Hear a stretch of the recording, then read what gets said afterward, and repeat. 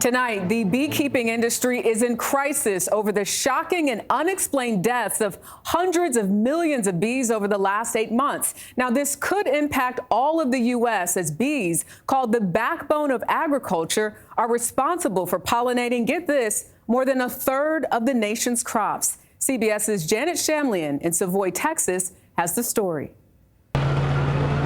This is what an unfolding disaster looks like in the U.S. beekeeping industry.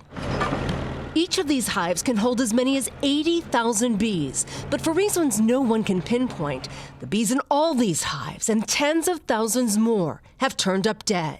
Have you ever seen it this bad? Never, not even close. The data is showing us that this is the worst bee loss in recorded history. Blake Shook is one of the nation's top beekeepers. He owns Desert Creek Honey and several other beekeeping businesses. If this is a multi-year thing, it'll change the way we consume food in the United States. That's a pretty significant statement. It's huge. It's huge. I mean, if we lose 80% of our bees every year, the industry cannot survive, which means we cannot pollinate at the scale that we need to produce food in the United States. Bees play a critical role in U.S. food production. In addition to making honey, they pollinate 75% of the fruits, nuts, and vegetables grown in the U.S.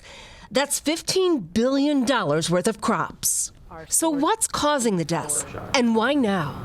So these are dead bees in there, and they have always an identifier for a project. Juliana Rangel studies them at Texas A&M University.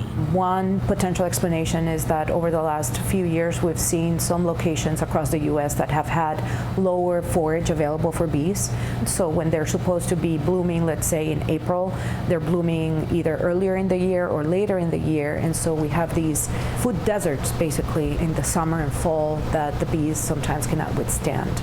Back at Shook's bee farm, here we go with the hood. We suited up for a look at his commercial operation. Okay, you ready? Yep. All right, the first thing we do is smoke the entrance, and that calms the bees down. This is what a healthy hive looks like. And then in the center here, this is where the baby bees are raised. These just returned from California, where the bees were used to pollinate almonds. Beekeeping groups say the losses may put as many as 25% of commercial operations out of business by year's end, with wide-reaching impact. I got a call from a friend who has 20,000 beehives at the start of winter, and he's at less than 1,000. And he said, this is it. I'm done.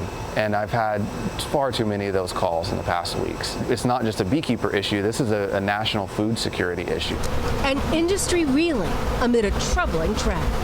Janet Shamlian, CBS News, Savoy, Texas.